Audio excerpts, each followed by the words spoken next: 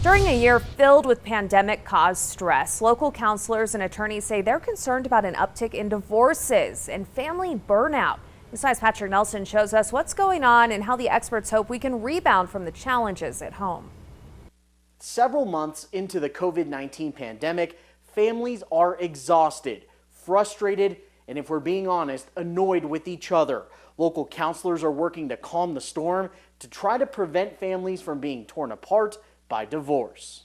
Recent studies revealed the pandemic and lockdowns are contributing to a surge in divorce filings across the country.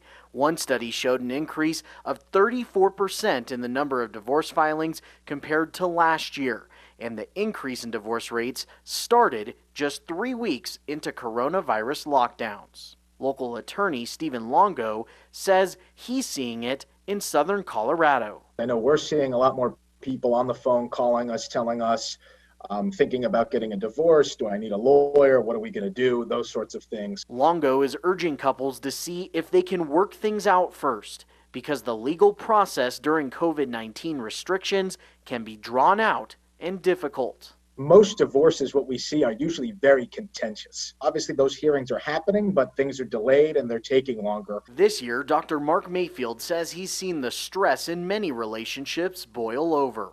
When you're quarantined and when you are under the same roof or those kinds of things, you can't get away from that.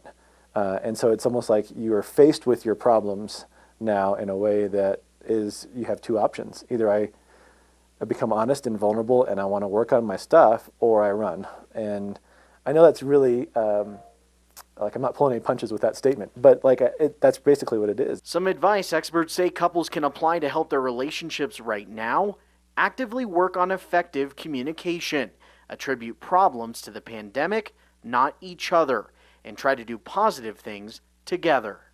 And then realize it's a journey.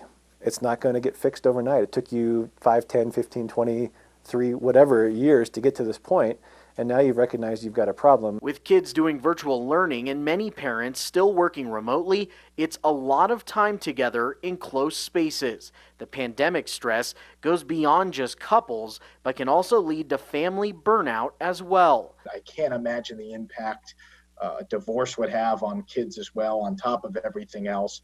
Just, I think the finality of it, the damage it does, again, sometimes it's going to be the right thing to do, and that's on a case-by-case basis. But at the end of the day, you need to exhaust every remedy you have, counseling, workshops, whatever.